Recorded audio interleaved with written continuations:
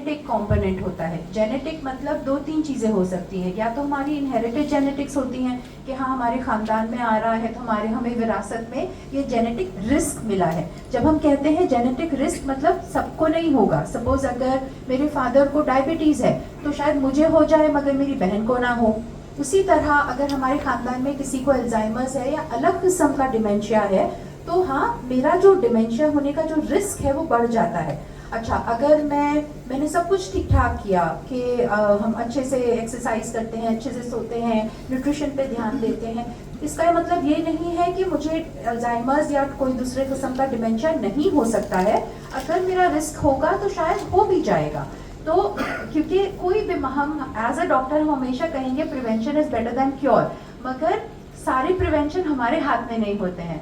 हम अपना काम करेंगे और जो होना होगा वो होने वाला है, मगर अगर कुछ हो जाएगा तो उसकी हम फिक्र नहीं करेंगे और हम डॉक्टर अनीता और डॉक्टर मिलर के पास जाएंगे और वो हमारा पुख्ता से इलाज कर देंगे। So we have to always kind of remember कि अगर हमारे खानदान में किसी को कुछ है तो हमें देखना है कि हाँ हमें हो सकता है। इसके लिए हमें क्या प्रिवेंशन करना है, अपने लिए भी, अपने भाई बहनों के लिए, बट अपने बच्चों के लिए भी। क्योंकि अवेयरनेस हमें रहेगा तो हम ना डरेंगे नहीं। जब हम डर जाते हैं या शर्मिंदा हो जाते हैं, मैं कैसे बताऊंगी कि मेरे माँ को डिमेंशिया हो गया, हम शादी में जाएंगे वो कुछ उल्टा सीधा बोल देंगे तो क्या होगा। नहीं, हमें बिल्कुल झिझकना नहीं है, हमें अपसेट नहीं होना है।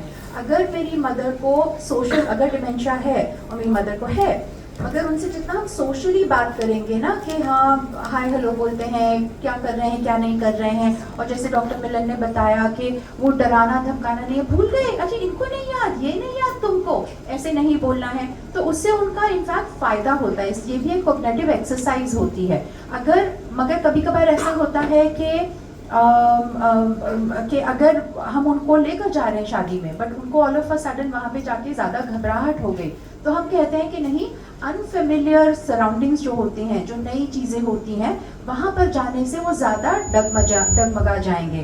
तो इसीलिए हम कहते हैं कि अगर जो घर में वो हैं वो वहीं रहेंगे तो ज़्यादा अच्छा है। ना आप ज़्यादा फर्नीचर बदलो, ना पर्दे के रंग बदलो, ना कुछ और बदलो। तो इसीलिए हमारा किचन अभी भी वैसा ही है जैसा अम्मी ने रखा था 20 साल पहले, ताकि वो कभी भी अगर जाए तो उन्हें ज़्यादा फेमिलियर दिखे और वो डर ना जाए, वो घबरा ना जाए कि मैं कहाँ आ गई और मैं क्या करूँ अभी।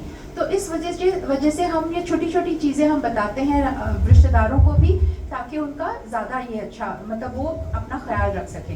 मैं डॉक्टर अनीता से एक सवाल करूँगी। मैं ना बहुत ज़्यादा ना औरतों के साथ काम करती हूँ, मेरी स्पेशलिटी है। तो हम देखते हैं अक्सर कि ना कि सिर्फ डिप्रेशन और एंजाइटी जो कॉमन मेंटल इलनेसेस हैं, बट इवन डिमेंशिया हम औरतों में देखते हैं। मतलब अगर हम देखा जाए कि लिटरेचर में तो डिमेंशिया आदमियों को ज़्यादा होगा, but women live longer with it.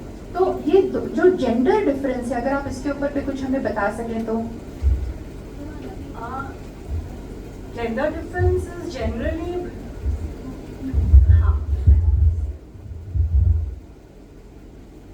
जो अल्जाइमर्स बीमारी है, सिम्टम्स दोनों जेंडर्स में सेम रहते हैं। There is no major gender difference as such. या मेल्स में ज़्यादा होती है, possible it is there, we have known it, but females में because of the resilience, because of उनकी एबिलिटी बेटर होती है, बहुत ज़्यादा they do different things, that is possibly देखिए थोड़ा डिले से हम पहचान नहीं सकते हैं। पर अदरवाइज पर से जेंडर्स अगर डिफरेंट दिया जाए, सेम सिम्टम्स दोनों जेंडर्स में होते हैं। That's it.